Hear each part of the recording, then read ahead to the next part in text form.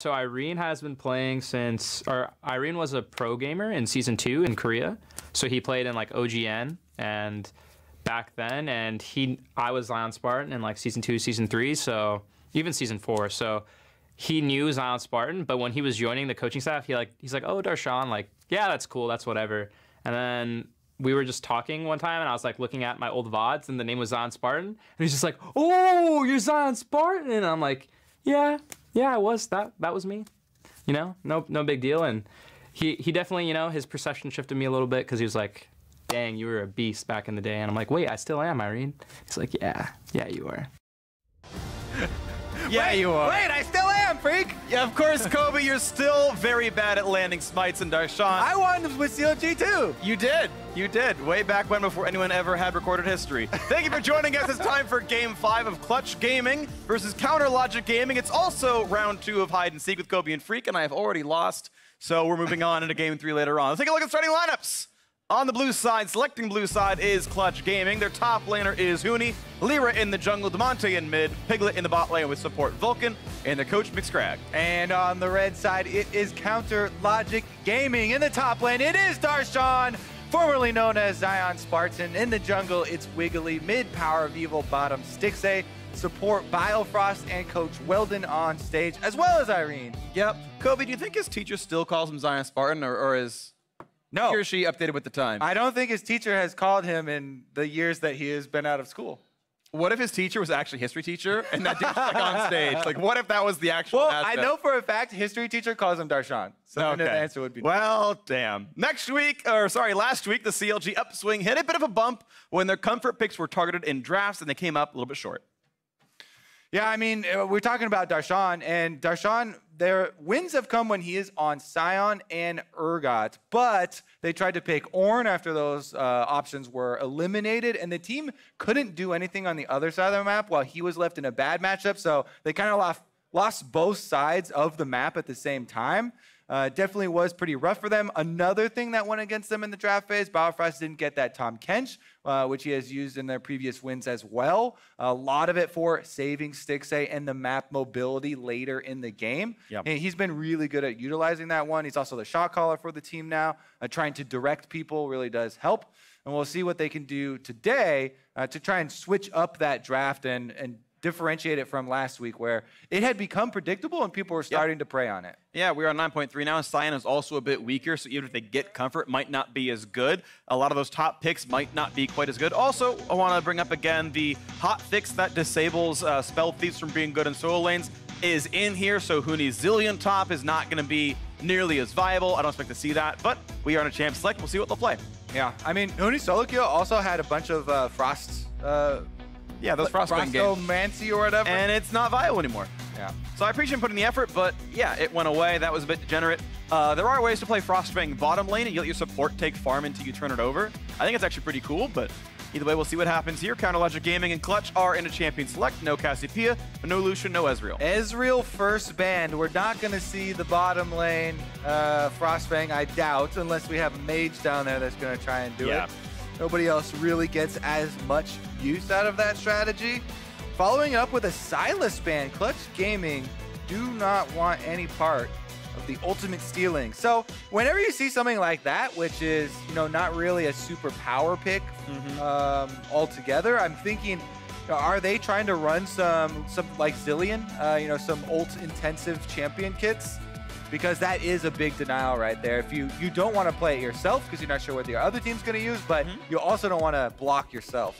Jace is also a bit of a slightly quizzical ban. He's certainly around. There's been one Jace game from Huni so far, but you don't expect to see that so early in the ban list. You expect maybe in phase 2 when you start seeing more of the picks down, but interesting to see that there. We'll see what that actually means for them. As Alistair's picked up, the Tom Kench that Biofrost 3-0 on is available if he wants that.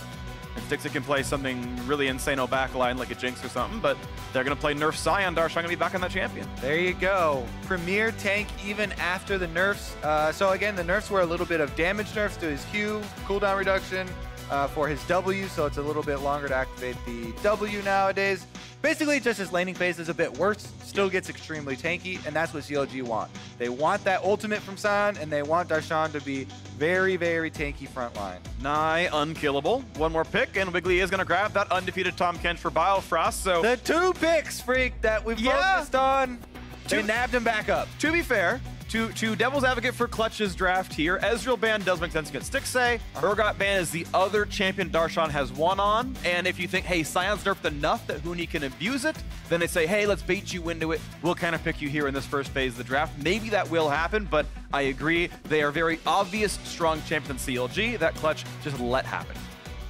Sivir gonna be the first marksman picked up here in this game with the 2 premier ones kind of eliminated.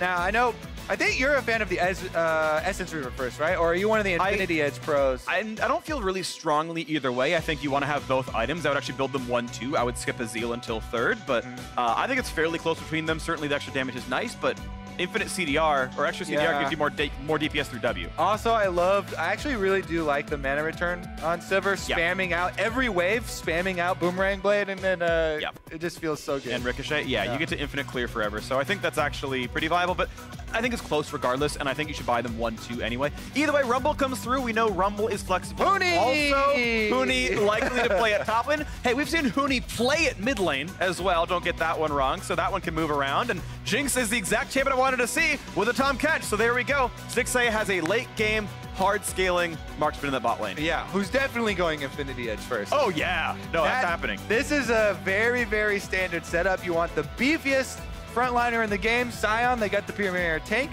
Now they've got a team fight carry here in Jinx. You can get Infinity Edge.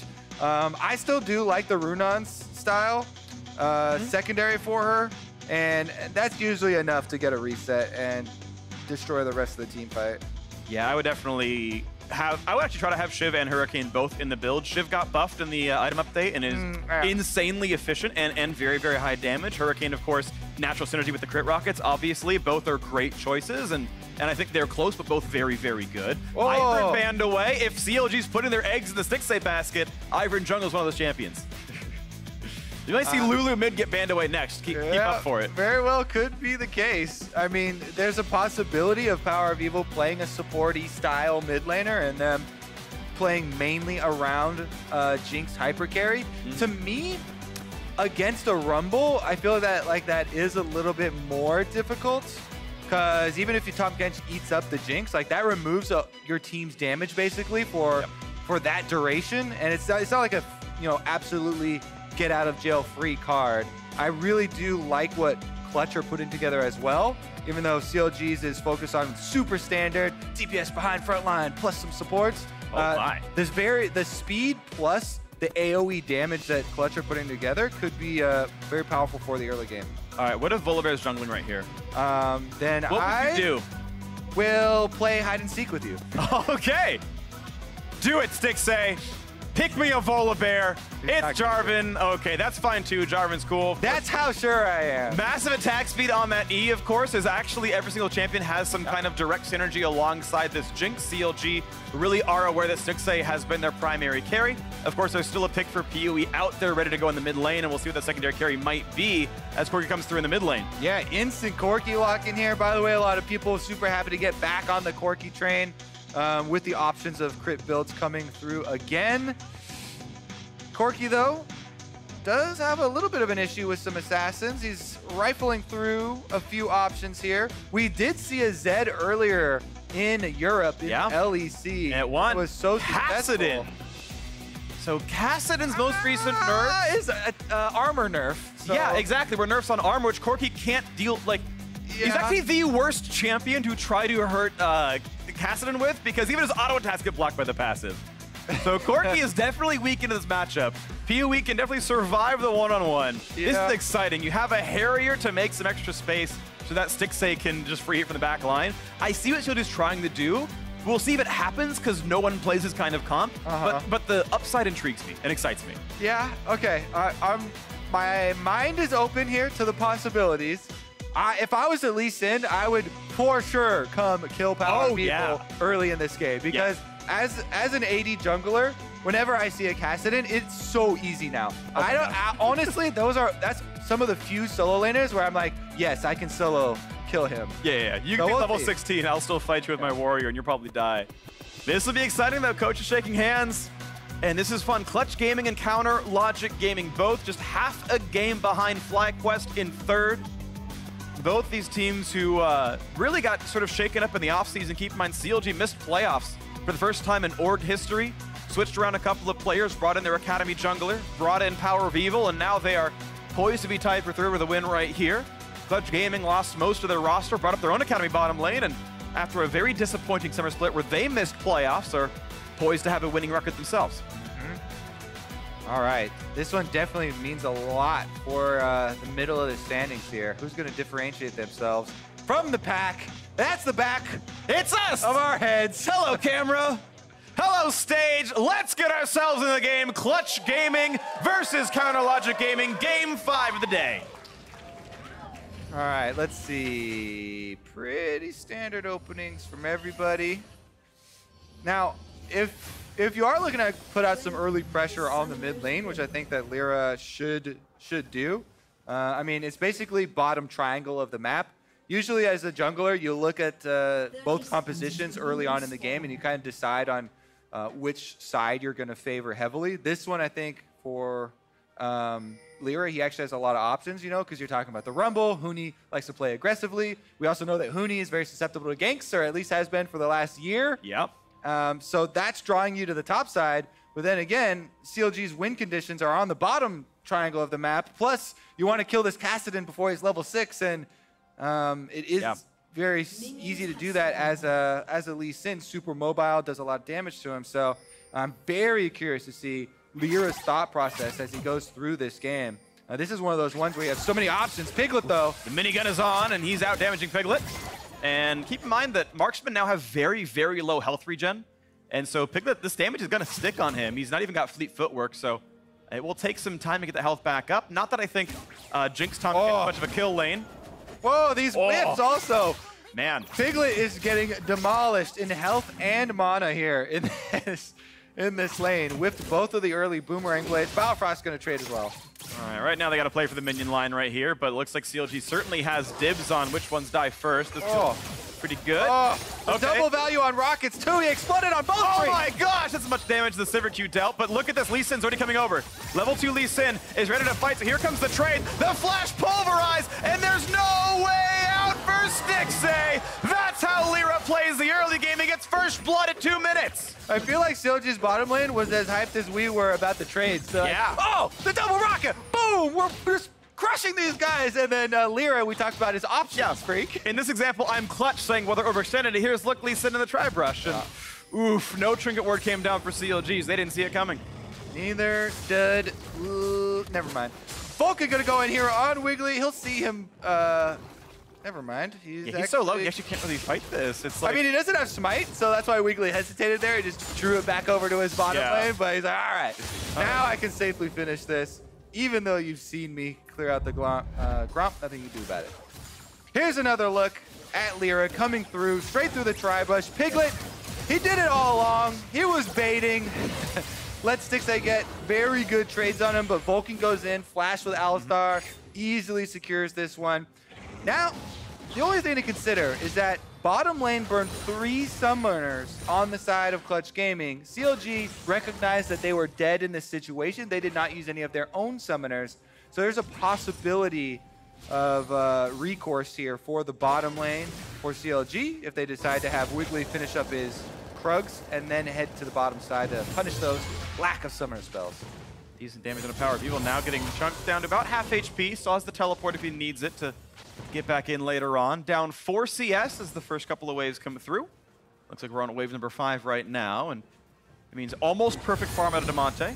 PoE able to tank the Q with his own, and still trying to hold on. One thing I do really love PoE for is his more eclectic champion pool. I feel like he plays a lot of things that other people don't.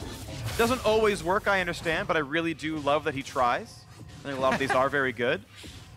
I'm of the opinion that I think there's always undiscovered champs in pro play, and so anyone who brings one out sort of for the first time, like, hey, good, I like this. I think most people would agree they like variety. So your point on at least he tries or whatever. Yeah. At least he tries sounds very negative, and I don't really mean it to sound so bad. I think Huey's an excellent player. I mean, the Xerath one I thought really could have worked. I really do think Xerath still can work, but that's one of the ones that you're talking about, right? Yeah. It's one of the champs nobody else had tried to play. It has very clear weaknesses, and they picked it into a comp that could exploit those very clear weaknesses. Yep. Speaking of exploiting weaknesses, big damage out from Huni here, chunking out Darshan pretty heavily. Looks like it's going to be a fairly early teleport back at 4.5 minutes. And of course, keep in mind, Darshan is on Scion, so a level 4 teleport and gets chunked down, gets level 6. Ults back to lane. He'll have pretty good uptime on the farm, but yeah, there's him pushing towards the adaptive helm. That's what that Reju beat will come into eventually. Yeah. The Scion early game consists of trying to grab as many early CS as you can, saving your teleport as long as you can, and then using it first so you get back and not miss any experience, just because you want to hit your level 6. Yeah. As soon as you hit that, then you get another ticket back to your lane. Exactly. And you can take exactly the point. The choo-choo train. It's a round trip train ticket, I guess. You can kind of, or maybe it's a day pass. That's probably the better one.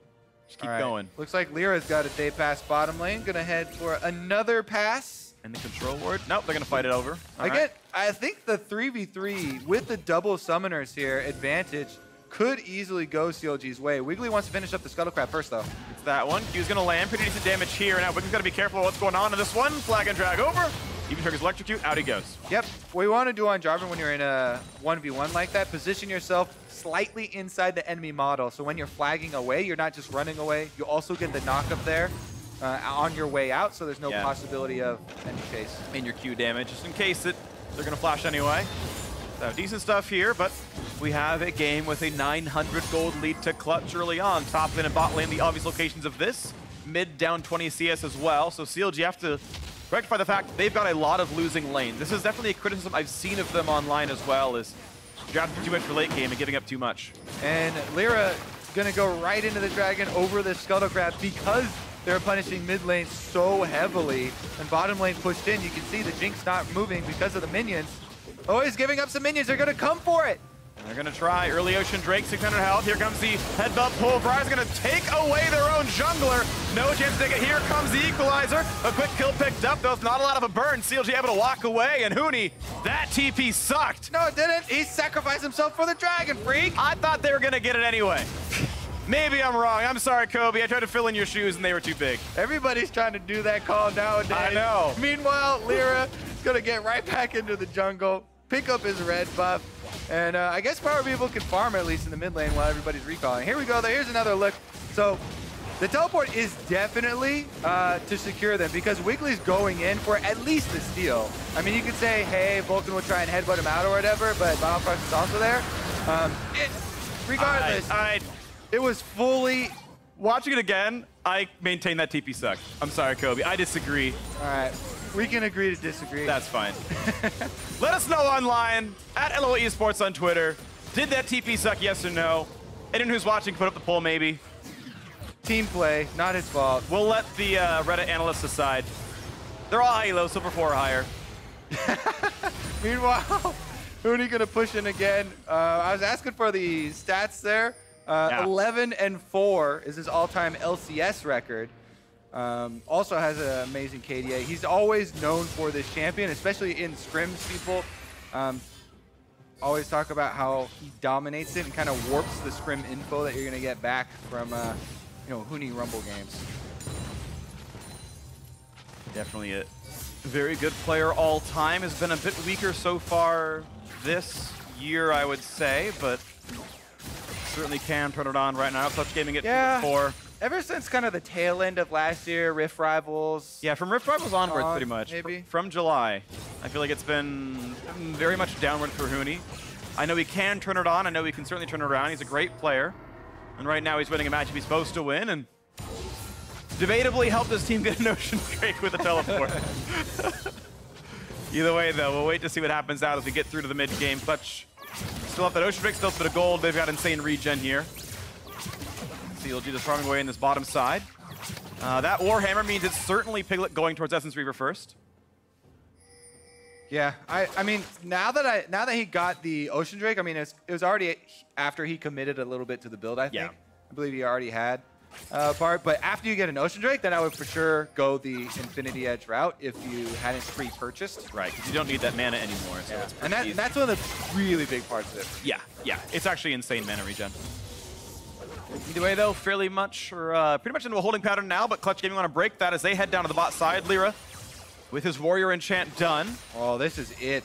This could be very scary for CLG. Trying to keep the wave off the turret so they don't get dived so easily. And you can see how much time that buys. They never able to get forwards. Vulcan was not level 6, so he couldn't just pop the ult and walk in. Huge breakpoint right there. Being able to clear out that minion wave saves them so heavily. Power of Evil shoves another wave, and look at the CS on this Kassadin. And now he's 6. Catching right back up, stacking up his tier as well. Super happy about that one. Wow, Pew actually gets a plate out of the mid lane. That's shocking, to be honest, considering the matchup, but...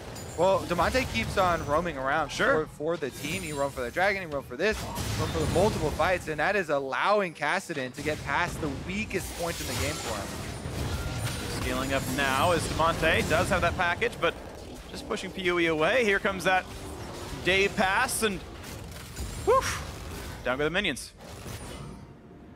Meanwhile, package ready to be delivered. Or used in escape, as it probably will be, since Wiggly just hovering around mid lane here. Huni took a roam as well, just looking for an opportunity around mid, but post 6, if Kassadin doesn't go all in on you, if they're not trying to, you know, create a play with Jarvan, then there's not going to be any effective use of a Rumble time. Just chunking down these little pieces of the map. Trying to get the farm. Flame Jumpers help knock down the casters, just in case. And out they go. Still a very tight game gold-wise, and Damonte trying to pressure PoE out, but at this point it feels like Kassadin's able to farm. As you mentioned, getting past the weakest early point, no deaths pre-6. Even got that kill on Huni's teleport. And the later this game goes, I think the better it gets for CLG. Clutch Gaming's composition, even when they group up later in the game, are very fragile. They're going to have to use the speed boost from Sivir so effectively, and basically everybody playing off of Alistar as the point man to protect all those squishy members. So it's going to be difficult since Power of Evil on the Kassadin can jump in. Jarvan can also create room. And you have to constantly worry about Scion ultimate and Abyssal Voyage coming from the Tahm Kench, finding these angles on a lot of these squishier members. Keep your squishies safe then, because damage keep your certainly abounds. Squishies safe. Yeah, I speak as a bot lane player. Please, everyone, keep your squishies safe. I would like to not die. So stop feeding Riven. Sounds like a good motto, actually. Yeah, stop feeding Riven is like just rule number 3 of League of Legends. It's don't chase Singed, don't chase Singed, and then stop feeding Riven is number 3. Stop assumes that you've already started. Yes. So maybe that might be a bad... Have you played against Riven? That first kill happens no matter what. Well, Viper won last game on Riven in LCS, so he's proved it can Viable champion. Pro play. Nerf's coming in 2 weeks. I'll talk to Jat. Hey, they're going mid lane. Huni's making his pass, and that's the Rumble versus Kassadin that we know and love. Rift walks out, able to block a lot of the damage with the shield as well. But what they really care about is the Drake control. Number 2 up here, and number 2 going to go down. Oh, we have a roam, though. Darshan's not yet burning TP. They're going to hope they can pull the team off this Drake right here, but Clutch Gaming is still putting the attacks down, and this Scion is nowhere to be seen just yet. The jungler far away as well.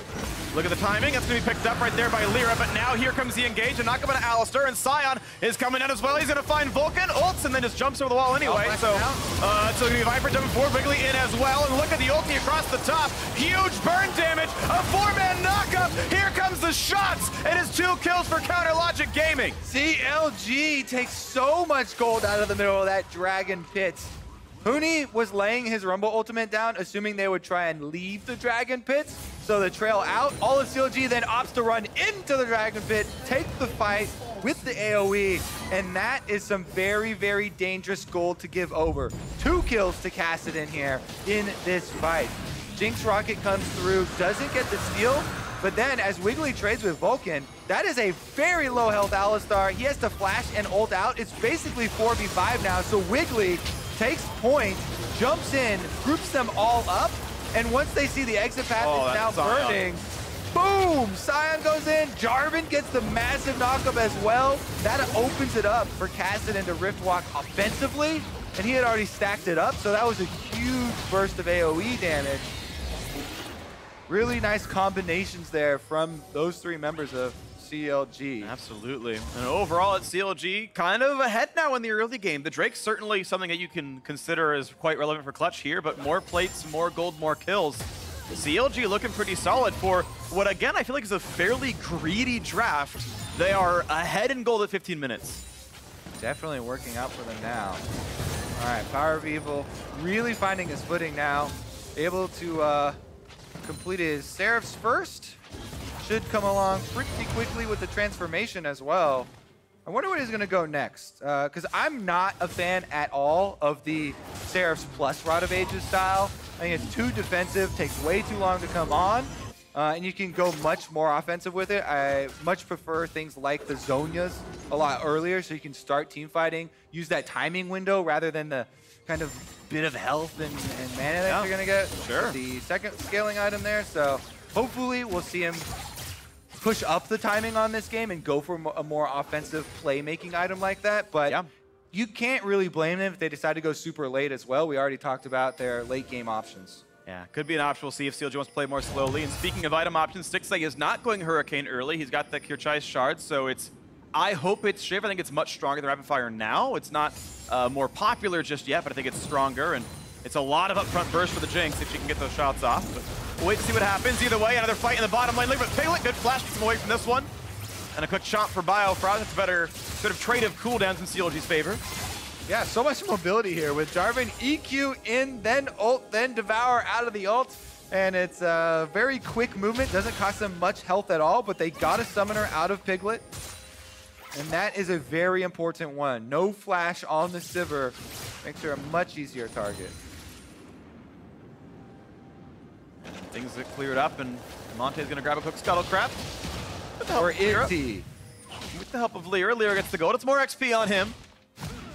Flat 50 extra for killing a large monster, so it's optimal to give it to Lee as he kills things off. Trinity Force done, so Demonte's power spike. Full Leandry's in there for Huni with one flat pen item is pretty solid for the mid game as well. Nothing yet to fight for a minute and a half though. So we will wait to see what comes in next as the Infinity Edge is done and Stixay will build towards the Zeal. Yeah. Another thing with the Rumble, we mentioned how there's not that much control in the fight here for Clutch. The only thing he really has to ult with are the actual walls of the map or the Alistar WQ combo. Other than that, it's really hard to keep the members of CLG on that red carpet and get the full value out of the burn. Regardless, the Rift Herald is activated and used for the turret cash in here mid, which does get them a little bit of an opening in the map and the first turret that does go down. 650 for knocking down a first turret there is pretty solid. It brings the gold back to basically equal here. And Clutch, of course, still have a fighting chance at their 2-4 record and improving it by the end of the week. They can certainly go equal. Colonel Electric Gaming went 1-1 last time around off of a very slow start and can certainly pick up a couple of wins here. They've got Clutch today and Golden Guardians tomorrow, and CLG could be poised to have a very solid record coming at the end of week 4. All right, bottom lane focus going to continue here. CLG called down Wiggly again. More clearing of wards. They know Piglet without flash has to play so respectfully, and they want this Jinx, their later game, to be secure. Stixay already with the Infinity Edge, looking for the first Zeal item. As you said, if it's a static Shiv, that's a huge burst to the 5-on-5, which is how they want to play the late game. Just depends if he feels afraid of the team fights, needs that extra range. Look at the damage to Demonte.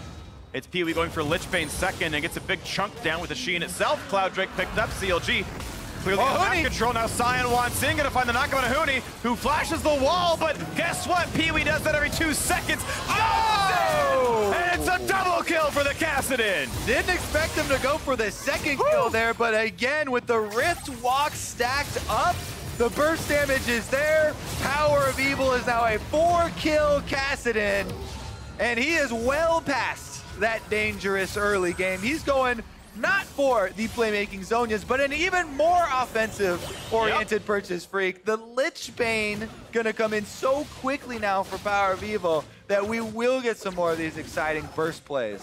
It's gonna be an exciting one all around as Piglet only gets a red buff and has to sit back and lick his wounds with the team. The game overall still only 1,000 gold difference. Certainly gold on some good people for CLG. We've watched that fight again. All right, so Huni has flash here. He gets hit by the smash, then into the ultimate. Power of Evil's on him already. He gets punished for his late flash. Damonte doesn't see this coming either. Oh, actually, yeah, that was a Rift Walk flash from WE kill. From Power of Evil. So no response from flash from Damonte either, and he goes down. Yeah, already 40 CDR, max cooldown reduction on Power of Evil right now. 30 from items. And that blue buff, of course, adding the last 10, so he's going to feel good about this. Yeah, he's definitely going to want to finish up his Lich Bane here really quickly, so I expect CLG to calm down for the next couple of minutes while he farms that up. But once that is complete, and once Jinx has either the Static Shiv or the Rapid Fire coming in, that's the time to fight. And it's going to be up to Clutch! Hard engage on a 2, but there's no one in range for the damage, so Abstract times out, and now they can re-engage on a Vulcan. Equalizer on the top, his Six got to be careful. Chompers come in, but he's at half HP. They got to watch out for what the re-engage might look like as Piglet runs forward, and they force PoE over the wall. Oh, Darshan fails the Scion Speedway, hits the wall. Yeah, that was a really big entrance from Huni, honestly. He saves the rest of the team from the follow-up from CLG, and chunks out Sticks at the same time, so he puts a stop to what could have been a really big snowball in this game. Yep. That teleport does save the team. That was a good teleport. That one I agree with you. Oh, look at the kick flash. That was phenomenal. Lyra puts him in the ground. Jinx is dead. This is the opening. Clutch Gaming want to take this before those key items we're talking about come in for CLG. Really good movement here from Lyra to get behind Stixxay. Finds the kickback. Can they do much with this? It looks like just Baron Vision, though. Yeah, Baron Vision's okay. It's not the end of the world, but you're right. Not maybe what you were hoping for. Maybe a little bit more, but Power? They can try to push. Cassidy heading over the way to the top side, who does have max CDR. Cooldown boots were added. Lich Bane now done as well. A lot of damage here. If they want to stay, it'll drop. Yeah, all right. They got a tower out of it, so that's a decent amount of gold back in their pockets. Pretty much ties it right back up. Yeah. 100 gold separates, and a couple of different drakes across these teams as we wait for the second item spikes to come through. Rapid Fire Cannon is done for Piglet. A bit more of a defensive build here on this Sivir. Make sure you can get those attacks off at all. And we'll still wait to see what comes through for Stixxay. Rapid Fire is still the common one for Pro. It's what I expect to see, but I think Shiv is very, very good. Either way, easy wave clear for Piglet, and we'll wait as it's a minute and a half to the second Cloud Drake to spawn. Darshan actually able to keep Huni kind of at bay a little bit. Good damage to the turret, but now he's got to respect the fact that his wave is gone. Yeah, Huni does so much % health damage too. Burns him right up, right through the W shield. So Darshan definitely has to respect it. At the moment, he does at least have... Oh, you could maybe try to ult for this one, but Darshan has ult to get away, so he knows he wouldn't die. Yeah. Hope you can bring Vulcan and co over. And they're going to try. Darshan playing pretty far back, but Huni, really cheating out to make sure he can't get a safe recall off. That will get a bit more turret damage. Damonte is going to get some damage in PoE, but he's ready for it. Yeah. Force the package out. He 100% knows PoE is coming for that burst damage. 2 items, 4 kills on the Kassadin. PoE feeling juiced at the moment, and Damonte ready for it. So he gets a little bit of a trade there. It was honestly close to 50-50 on health, though. So. Yeah. Looks like PoE's having a better time at this side lane here. Fleet Footwork does give some sustain to Damonte, but you assume PoE is definitely getting his points into his spell vamp. And able to keep his health just fine as the control ward goes down, and CLG trading an outside turret that Clutch got in the bottom side. Waiting for the next move as it's 3 CS separating the top laners. All right, what are Clutch going to choose here? Because they see all of this scaling coming from the CLG side. They know that right now, Clutch Gaming do have, the Alistar initiation. They have the possibility of a lot of damage coming through with the Rumble ultimates. Dragon gets burned down really quickly, though. King Lear still in range. He's got no flash, but he's got a smite. Does not get in time. That's going to be a pickup there. Double Cloud Drake for CLG, and they can walk away pronto. Biofrost actually brings the wave clear back to the mid lane. I like that play. Keeps their turret safe. Yeah, this Tom Kench has been so big for Counter Logic Gaming in all of their victories, covering so much of this bridge from early to mid game here. Now they're... Oh, are they chasing him down? Darshan's going to let him walk away. For openings, and there's not really one. Those are nice chompers, though. They'll buy some time. No one wants to walk through those. That might even buy a whole turret. Oh, they found a knock up on a Huni. Tries to get away, finds a blast plan out. They're alive for now. A headbutt there, but that was Vulcan getting out. He's got a flash. He can jump the wall when he needs to. So far doesn't have to just yet, but now he does. Health bar's low. Here's the follow-up. 2 quick kills for CLG. 1 traded back, but it's now a third for the red team. And it's Clutch Gaming completely routed. Counter Logic Gaming in control. PoE finds his third. It's 4-1. Power of Kassadin strikes again. He has scaled so easily here. He's almost level 16, Freak. Baron will be Counter Logic Gaming's. And this one isn't even going to be that long of a game. 24.5 minutes in. CLG have taken control. They have completely taken over this map. They've got the move speed. This Baron is going to be there. So they wait 4 seconds. They can have Wiggly get the buff as well. And it's going to be taking that long regardless. Picked up, no contest. CLG sizably ahead. All right, let's take a look at this one again. You're talking about they cut off all angles for them to try and come defend the tower, but Darshan just sees the opening right onto Huni, and he absolutely scatters the entire team. That allows Stixxay on the Jinx to rip through most of CG. Power of Evil gets a jump in on Kassadin, get 3 of the kills in quick succession here because Piglet pokes his head back out. Fights for reward. Yeah, I mean, another flash play from Power of Evil, but that's how you're supposed to use it on Kassadin. Yeah, if you flash during the cast time of R, you'll relocate the ending location, and you can get that burst from, basically from Fog. You actually can't react to it. And both times that he's done it, he has done it on charged up R procs, so it's a huge amount of damage. A lot of times people don't realize that that is where a lot of the burst damage in his kit comes from. Yes, it makes it cost more mana, but that's because it kills people, Freak. It does kill people. Kassadin is scary, especially when you're 7-0 and have these kinds of items. Zonius gets added in, so now he's actually overcapped on CDR. Got 50% in the build, no Transcendence on an NAP, but who cares? He's doing what he wants, he's massive. And now Vulcan wants to look for something. Not quick enough to land the Q, but a headbutt gets signed over the wall. Equalizer is decent damage, but Bauerfrost puts on the shield and walks right out. And that is the exact play that we're talking about, where the only thing where Clutch Gaming can actually keep people on an Equalizer would be a WQ combo. But one of them goes over the wall there, and they don't even get to keep it on. So now Rumble with no ultimate, and Clutch Gaming with very few answers for the siege. And looking at this mid lane inhibitor turret, rapid fire cannon for Stixxay means he can hit these turrets from range when he needs to. Chunk, chunk, chunk. More of this base is going away. Baron buff still on for a minute and a half. 3,000 gold on the power play. That's after the team fight. That doesn't count those 4 kills they got coming into it. They are taking a lot of this one so far. Couple more shots.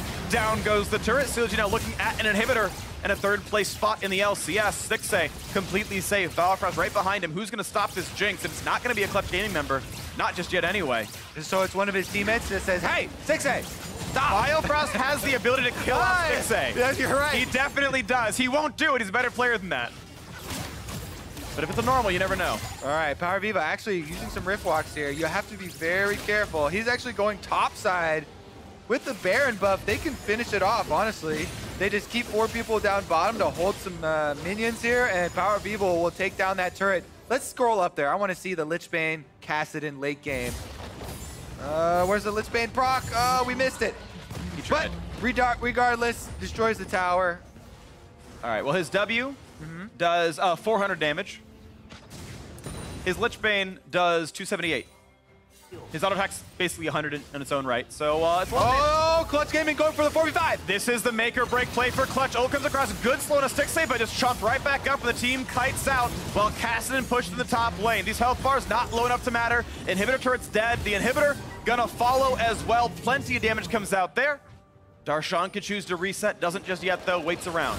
2 inhibitors down. I appreciate that, by the way. Observer trying to go look at the Kassadin just because we're curious. Yeah. He really indulges us. I really appreciate that. Thank you. Just make sure you indulge the right casters who have the right calls. Darshan down to half HP, ults away. Stopped short as PoE keeps pushing in the base, keeps doing more damage, and CLG splitting them apart. 2 giant carries, the Kassadin and the Jinx are massive. That inhibitor turret almost dead, the Nexus turret almost gone as well. Baron is timed out. Decent time for CLG to reset, I think. Yeah, I mean, they've taken so much. Everybody's sitting on decent amount. 2,500 gold for both carries. That's decent. That's decent, yeah. like the gold lead is just on the inventory, like waiting to be spent for CLG's 2 carries. That is something you definitely want to spend to make sure you don't get caught out in the wrong spot. All right, 6A solos up the Dragon. Team player here as well. Gonna finish up the Ocean Drake for themselves, and then the double clouds will allow them to get back down to bottom lane and push that one out very quickly. One small thing to point out is Piglet is very, very close to finishing IE. Okay. His gold is almost right there. I think this will be the combined. You can see 1,500 in inventory. Demonte is not terribly far away either. So 2 big power spikes are coming soon for Clutch. They are still behind, but those spikes will matter. All right, Clutch Gaming, time to hold on. Rally caps on backwards here. See if they can scrounge up some gold. Feed it to Demonte and Piglet with these minion waves coming inside. And maybe those completions. There we go. Infinity Edge actually completed. There were 2 now for Clutch Gaming. Will they get the big crits? Decent chance. 75% for Piglet, 50% here for Demonte. Seems pretty reasonable. Of course, this Scion is nigh invincible. One thing to keep in mind with the crit item sort of re-update in 9.3 is it lost some of that tank killing power. That free true damage is gone, so Darshan is going to be hard to get rid of. No second flat pen item for Huni, I think, might be a mistake here when you're trying to kill Jinx off primarily, and this Kassadin has low MR as well. Optimal buy, I think, actually, for your target selection is Oblivion Orb, and he's missing it here. Either way, though, it's still winnable. It's just down a lot. 5,500 gold. Cloud Drakes actually do mean quite a bit in the middle of combat. I think that Baron coming up in 15 seconds might draw them away. If they get repelled at this first team fight, then they might have to go for that. But right now, they're just waiting for Power to be able to split push. Yeah. The teleport is available for this Kassadin, so you could easily join the fight or push the minions all the way up to the Nexus turrets. No, CLG, they are looking at mid still a little bit. Keep in mind, inhibs do respawn, and the mid lane one is only a minute away. Top lane only 2 minutes back. It's got to be the Baron call then if they're pulling off. I mean, for me, like, I'd be so afraid to go for Baron. I think the only way you lose is a botched Baron play, but they're going to try, and they have to control the map. So how can you botch it when you can see the entire team? And this is fairly safe. They can see him coming. Go, Clutch, go! Clutch are visible. Clutch They're spotted. They use the blue trinket, and CLG, you can see them kite away. They said, hey, if you miss the rotation, then we're here. If you don't, out we go. And Sion's still pushing the bot lane with Demolish, so CLG have split the map. They had Baron bait the opposing team across, and then right back in they go. This macro is good. There is no downside. Clutch can't catch them. Yeah, this one is looking like CLG got it in the bag. The old switcheroo right back onto Baron. Darshan also gets the inhibitor turret. Yeah. And all that's left is the final push. There were no risks in this last minute and a half of CLG's play. There was no chance Baron could be stolen.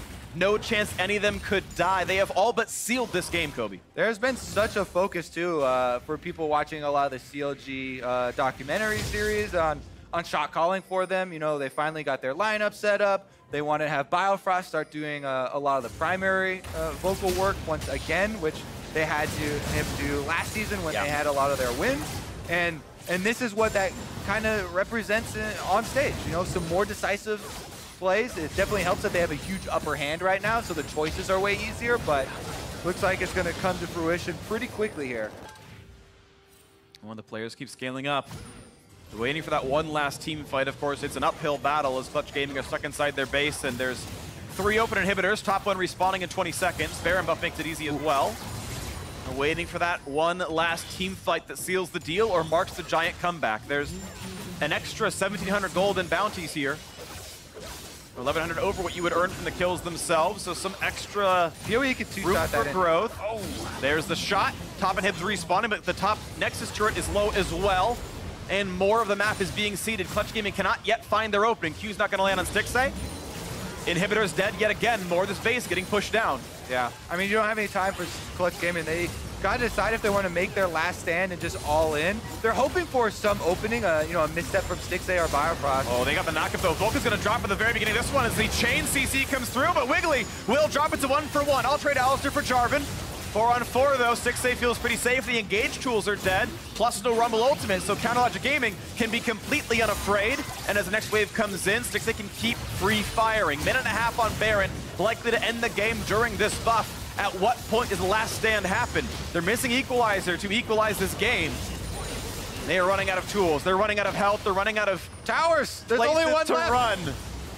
Last standing tower, here they go. Can they even stop the minions? Can a minion down? All right, success. Okay. Objective completed. 15 more seconds. Bot and CLG actually backing up a bit more, but these waves are reinforced heavily every single time. Back now through the mid lane. So CLG, even though Alistar has respawned and it's a 5v4, I think sticking around at a safe distance. Oh my goodness, PoE. Chunks onto Huni, forcing him back, but Equalizer is only 20 seconds away. They've got to buy that time for the next chance of the team fight. And here's the re-teleport. 10 seconds on Equalizer. They need to wait out this cooldown. Darshan coming forward, forcing the package to Demonte. Protect the tower! Wave gets cleared, farm still being accrued. Looking at the next push. Equalizer back up in 5. That's when the trigger gets pulled as the waves keep pushing in.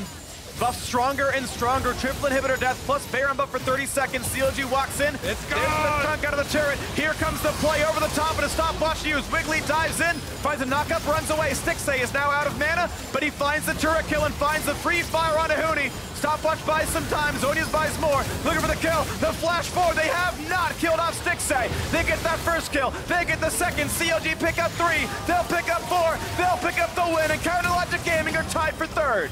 And CLG with their most dominating victory of the year. Absolutely crushed it here. Power of Evil got 2 early kills in that Dragon Pit on Kassadin. He cleaned up a ton of minion waves mid while the rest of CLG Gaming were roaming. He even got that turret play, and all of that funneled into a Kassadin for late game. He absolutely popped off 9-0 on that Kassadin, went full damage and kept on creating openings for the team with the flash rift walk. Really nice stuff. PoE ended that game 6,000 gold over his opponent. Next highest on anyone else was under 2K, so he really did do a lot of the heavy lifting there. CLG invested in 2 big carries in Stixay's Jinx and PoE's Kassadin, and both of them did deliver. CLG Gaming sadly now in that tie for last place, 2 and 5 alongside Optic and Golden Guardians. Not a spot they want to be in. There is still more to play. Clutch has FlyQuest tomorrow. CLG has Golden Guardians themselves. This could be a very good week for CLG. Yeah, CLG have been looking extremely solid as of the last couple of weeks, stringing all these wins together. Yep. Playing the late game a lot more controlled. Yeah, I definitely bought the CLG stock, by the way, coming into week 3. I thought I had it. I did. CLG and... You're a rich man! And Cloud9 were my stock purchases, and both of them having a pretty good set of weeks here. Either way, yeah, this is solid stuff. The fact that they got through that draft, though, like I wonder if their draft will still be criticized online for how weak the lanes did look, but they did pull it off. They played it well, so congrats to CLG. Now we're going to hand it over for an interview with CLG's Voidwalker. Thanks, guys. Power of Evil, congratulations on that game. You look super dominant. What made that game so decisive for you guys? I think we had a really good draft. Kassadin is in a lot of situations pretty bad, but they had double AP on both solo lanes, so Kassadin was perfect. They can never win the side lane, and I think I got the early kills as well, so it was just really easy. I was just consistently communicating we don't need to do anything on the 4-man, just avoid getting engaged on, and I think they did a really good job on that, and it was pretty easy. I can hear Biofrost talking behind us, but we heard last week that he kind of stepped up as a shot caller for the team, so how do you think he's been doing so far? I think Vincent is really smart, and he's helping us stay on track and stay on the objective, and I feel like everyone's helping out, and especially on game day, I think everyone is 100% focused, so we do a really good job on it as a team. And you play against Golden Guardians tomorrow and Froggen in the mid lane. We saw him bring out the cart this last week, and we saw the Anivia today. What do you think you're going to play against tomorrow, and how do you think that matchup is going to go? I think Froggen was really good. As a mid laner, I feel like never really falls behind, so it's definitely going to be a difficult matchup mid lane, but I'm confident that we can win. Well, PoE, thank you, and congratulations again. And that's it for us here. Back to you guys at the State Farm Analyst Desk. Whoa, camera. Hello. Well, thank you very much, Avali. Our gym just got stuck. That was incredible. CLG tied for 3rd at 4-3 after that victory there. Oh, my goodness. Let's talk about this. The casters, Kobe and Freak, we're talking a little bit about maybe some criticism that might be thrown CLG's way. I got criticism for you guys. Quite possibly because of losing lanes. But we actually had a bit of a discussion about the lane strengths while watching the game. So, I'm going to hand it over to you. Let's talk about each of these lanes. Right, so for top lane, obviously Sion's just going to get pushed in, right? And Rumble gets to roam, fine, whatever. But you look at mid, and Caston can actually win lane really hard in 1v1 setups. It really depends on what the enemy does. So I believe this game, Demonte, he just shoved in the entire time. But what you really want to do versus Caston is shove in the first 2 waves, make the tank creep wave bounce back to you. So when you're level 3-ish, his tank creep wave will be pushing towards you, and he's in a dangerous position now, and he's like in danger of getting ganked. So he didn't do that, so Caston had a safe lane phase. And then for bottom lane, when you have Tom Kench versus another melee, no other melee support beats Tom Kench. He just kind of licks you and eats you and beats you up, right? And then Jinx is really strong too. So like they have a winning lane bot, and their mid lane actually went really well. And Caston just kind of like counters Corki because like you throw like Q and it blocks Corki's magic attack, auto attack. So yeah, it's the kind of thing where yes, your lanes don't necessarily win on the top half of the map, but they're so good pretty quickly into the enemy team's team comp. Like Caston at 6, you can go tabbies if you're even getting pressure and you start destroying Corki. And obviously the adaptive helm by Sion, super effective versus both. The Caston and passive alone, good versus 2 magic damage threats. So the weak laning phase that you might think like 3 losing lanes is kind of overstated in a situation. You don't kill them, I'll give you that, fine, but it's not like you're getting destroyed or rolled over, like pushed. Like, you might lose some turret plating early. I mean, even after we saw the level 1 kill into the bot lane, you know, for the side of Clutch, CLG was still able to easily recover. They didn't blow their sums. Intelligent. Crucially understood that they were dead, didn't blow their summoners, and were able to kind of keep some of that pressure up. And so now I want to move from there, just as we've gotten that out of the way, move into the team fight phases and start looking at where CLG's comp really could excel because they're out of lane phase and they have some items. Well, so in the cast, we heard this TP sucked, or it did. Freak thought it did. Kobe disagreed, so we wanted to chime in real quick. I don't think the TP was this bad. I thought the Rumble equalizer sucked. Because if he layered that on the path that they were all on. Over the blast cone. Right, you get 1 or 2 kills there, but he TP'd in, kind of threw it off at a weird angle, and then he died instantly. But as long as Rumble gets his ult off in a good place before he dies, you kind of contributed pretty well. I think the way I see it is he TP'd in there to secure a dragon, right? The moment he TP'd, the enemy team backed off. So yes, he died for that. He'd probably die no matter what, unless he instantly flashed. So it's not that it's necessarily a bad TP. It's like, what could he else have TP'd to? Like, is he going to TP back to lane? So securing a dragon for your TP is pretty good, all things considered. Right. In the old days, that would have been a canceled TP once you make the opposing team back off. You can't cancel anymore. The Drake. Can't do that anymore. God. You got to fully commit to taking that Drake with the TP. Alongside some fun lanes and whatnot that we've had throughout the day, we did have a Cassidon pick here out of Power of Evil. So just want to take a look at how this performed throughout the game. And this was just a huge AoE combo where, honestly, this was a potential fight that maybe they can do. There's a lot of members getting low on CLG's side. It was a decent Rumble ult, but then they get hit by a 4-man Jarvan knockup, 4-man Sion knockup, 4-man Jinx traps, which actually do decent damage in AoE. And then here, flash or alt flash on Caston. You can actually flash the damage forward, something High and I learned. We did not know that. No, we did not. We're learning from Power Evil today. He does R flash, the damage travels with the R. I did not know that, and I've played Caston hundreds of games. Yeah, pretty cool mastery over the champion there to make sure he maximizes his damage output while closing the distance. Racked up quite a bit of gold, quite a few kills, and helped kind of secure his team the victory. It did take them the triple inhib, double super waves with the Baron buff to finally end it. But overall, a solid win for CLG, and I think one of the things that it had just occurred to me as we were sitting down at the desk was the whole CLG in 3rd place now. It just kind of a weird phrase to be hearing only because of that 0-2 week that they kicked off the split with. And so what, in a sense, a miraculous kind of uptick for this team here moving into week 4. Yeah, 3-1 on the second half, or not second half, the last 2 weeks. Right. And I think they look really good too. I know that they are somewhat crutching on the Darshan Sion pick. If we're going to lobby a criticism at them, the one game they lost was when they couldn't take that and they took the Ornn and got obliterated in the top lane. Right. So I'm still a little hesitant, but if the priority on Urgot and Sion is dropping with some of the nerfs that are coming in this patch and next patch, but they're still playable, then maybe that's actually really good for CLG. I mean, all things considered, at the very least, they look like a playoffs team right now, right? And that's the goal of every single team, at least to get to playoffs. And they seem to be pretty good on that. They're gelling together. They're figuring out their roster. Week 1, they played Moon and Fallen Bandit. Yes, the other top laner, Fallen Bandit on his cannon. And now that they have like more stable roster. They seem to be picking up on their wins and playing better, you know? Now, funnily enough, they're playing Golden Guardians tomorrow, and maybe a week or two ago, we would have been like, that's a surefire win. That's the one you expect to get. But also based on Golden Guardians' recent performance, and in particular, the champions that have been coming out in the mid lane for Froggen, makes that mid lane matchup quite interesting. Avli asked Power View about it. How do you guys feel about the Froggen PoE lane matchup? They're pretty similar in some ways to me, where they play kind of their pocket picks. They have a different champ pool than a lot of other mid laners. They're also both not very proactive in the early game, I would say, and they focus on making sure that they are powerhouses in the mid to late game. So I think there's a fair amount of similarities. Both European, both European. They're definitely going to be farming for a while and seeing who picks a better scaler. Well, so then in that case, Hai, if both of those mid laners aren't necessarily the most proactive player out there and whatnot, which team do you necessarily favor around those two mid laners? Well, I would say well, you look at CLG, right? They've been on an upturn, whereas Golden Guardians kind of is, but they kind of got booted down by Team Liquid, to be fair.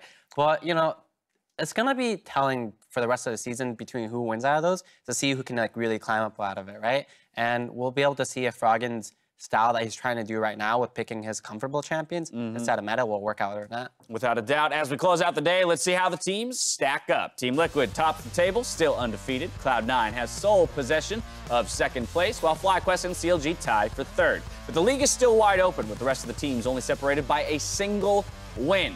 So let's go ahead and take a look at your predictions for the day and how those panned out quite well for you guys. Hai with the 5-0 day, moving to 23 and Kobe tried to hide his prediction for the last game. He tried to erase it. Absolutely. He predicted spectacular score for Hai. Mark moving in to that positive win-loss ratio. You asked me over-under reactions. I forget what the segment was. If I was worried, I said not a chance. Not worried, not in the Hey, man, you're barely over 50 right now. I wouldn't celebrate that hard. I'm Take doing one bad day. Celebrating. One bad day. Tomorrow, we're coming for you. Tomorrow, we're coming for you. No sweat on my brow. Not sweating, not sweating. Where's the stat spot at? Am I beating a stat spot? I need to know. Have I caught That's up? a good question, actually. I need We to don't know know what this. the over. I'm sure. What? No one beats StatSpot. Direct message from StatSpot. Oh, my God. themselves. He's cheating, dude. We return tomorrow with 5 more matchups, starting with Equifox versus 100 Thieves. Team Liquid versus TSM, that's in Game 3, followed by FlyQuest versus Clutch Gaming in Game 4. We've already talked a little bit about that CLG Golden Guardians matchup. How about that Team Liquid TSM matchup? I mean, I would have been a lot more excited at the start of the season because I think TSM has been kind of underwhelming so far. Even in their victory today, it was very, very sloppy. They have a lot of things to improve on in the mid game in particular, which happens to be where TL strong. But that's something they realize, right? Literally their owner's like, hey, we are kind of lacking in the mid and late game, and we're learning that. And as they play more games and make all these calls, they learn more and more about which ones will work out or not. So maybe Team Liquid's not the team to try that out on. But, right. I was going to say, maybe end of the season, this is a really hype matchup when they fix those mid-game problems. But right now, it feels pretty TL. We do keep, 100% TL favored. But we do keep kind of talking about which is going to be maybe that team that punches hard enough in the first 10 or 15 minutes. And we did see, a Jace in the mid lane for Bjergsen. If TSM does decide to fully index into early game power and make enough early plays, sometimes gold leads are insurmountable. They are. You're like, that is factually true, but also it's not going to happen. You need to get enough of gold. Like, how much gold do you need to be above Team Liquid? Okay, that's a good question. What would you put that number at? In the first 20 minutes, how big a gold lead does TSM need to be surefire victory? First 20 minutes. Surefire. Surefire is no way. 5,000. 10,000. How do you even get 10,000 Oh gold? my goodness. 5,000 gold lead? I've seen tons of teams throw that. We get all 15 turret plates across the map. My money's on 5,000. 5,000. They're not getting it, that but that's my money. G2 versus Fnatic game, they need to be G2 in that game to beat Team Liquid. The 20-minute game? Yeah. Oh my God, that was You heard it here. disgusting. It's somewhere between 5 to 10,000. That's what my analysts, my experts say. If you're still amped to watch top-tier league competition, stay right here to catch the rebroadcast of the LEC matches where Origin tries to give G2 Esports their first loss of the season. Now for myself, the casters, and the entire live broadcast crew, thank you for watching, and we'll see you tomorrow for more of the LCS. Good night. Peace out.